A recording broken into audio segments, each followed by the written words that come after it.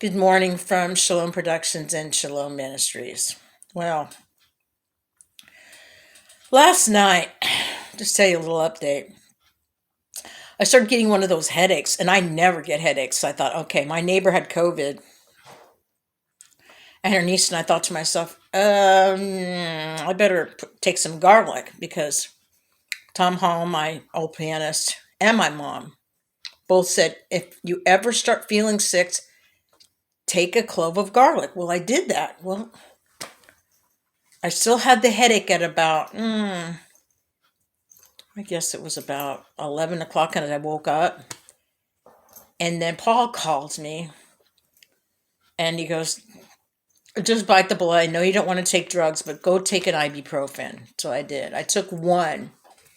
Then I get a call at 2 o'clock in the morning, my time, because his time, he's California, I'm Arkansas. I go, Paul, it's 12 midnight where you are. What the heck are you calling me at 2 in the morning over here? He goes, oh, I'm sorry. I was just checking to see if you are okay. I go, oh, really?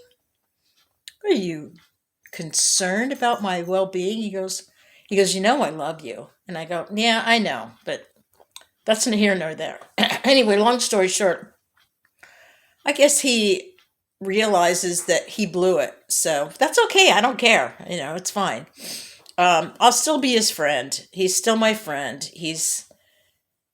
I'm really him and Joe and I are really, and Tom, my old pianist, and Dave Tracy, we're really the only friends he has. And he's got only two friends because all the other friends he had, they either have died that were in the contracting business or they, just faded away. They moved or whatever. He's got some A-list friends that he doesn't want to talk to because he's embarrassed because he went from being this big grandiose landscape contractor to a drunk living in his mother's car.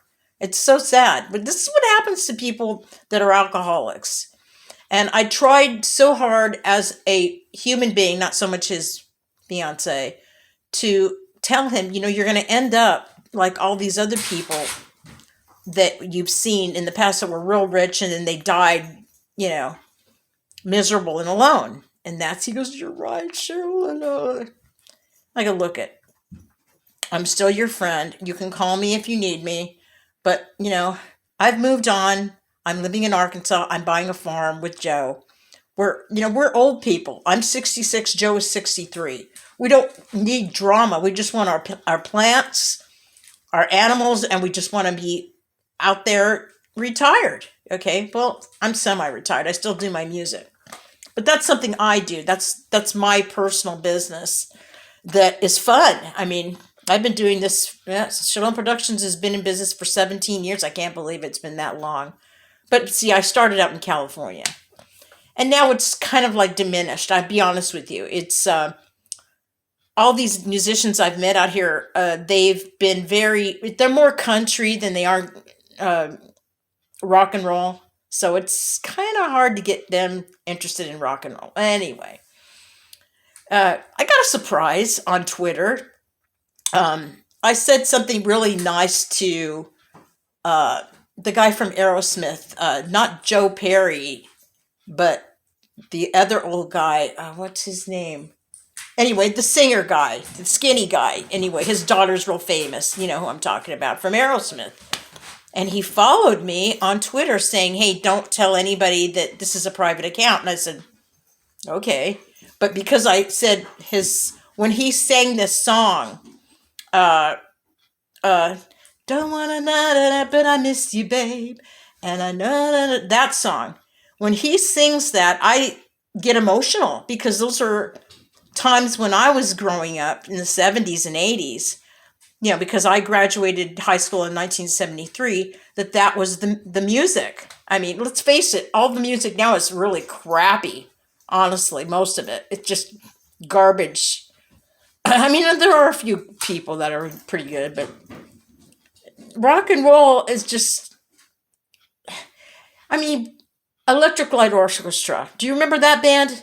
They were ahead of their time. Pink Floyd, ahead of their time. People don't realize that Led Zeppelin, the greatest band ever in the 70s, not the Beatles. They were commercial pop crap. I never was a Beatles fan. I got to be honest. Paul McCartney, I'm sorry, but it doesn't turn me on. Now, Robert Plant, that's another story. Anyway, he's a great guy. Anyway, he's still singing. He's still out there, and even Jimmy Page is still alive. Amazing. And John Bonham, one of the greatest drummers of all time. What a loss. I bet his son still plays for, I think, some sort of group. I don't know who. His son's a drummer. So it went down in the family. Same with my kids, okay? Karen and Sharon, they were talented. Karen's 43 now, but I thought Karen was going to make it, but she never had the drive, okay, that Sharon did. Okay, Sharon, she had a lot of drive, but now she's an old married woman. She's a nurse practitioner. The only one that really did anything was me. And I thought Lenny, their dad, would encourage them, get them an agent. Nothing. Now, Michelle, I still have hope for Michelle. She's 26. She's drop dead gorgeous. She was a model. She was, she still has, she's a little shy, but she's 26. That's the perfect, she could still get into the film industry if she wanted to, but she's kind of shy, so. I have a feeling my entertainment family is just going to be, regular people, which is kind of sad because, Lenny, the two older kids' dad, he was extremely talented. He played 3 instruments. He could act. He could write. And he just threw it all away for stuff. Oh, hi, Joe. Anyway, that's my take for the day. I got up early because I was woken up by my ex-fiancé, Paul. Anyway, that's my story. Anyway, I want to say something for Shalom Ministries. I have this calendar. And every day I turn it around and it says something, spiritual. Well, this is what it says for January 21st, okay? And demons also were coming out of many, crying out and saying, "You are the Son of God," and rebuking them. He would not allow them to speak because they knew him to be the Christ. That's Luke 3:5. You see, back then, when Christ was living on the earth, before he, was resurrected and left to create, what right now he's up there creating mansions for us. This is real, people. But they couldn't stop his ministry. He was only on earth for 33 years.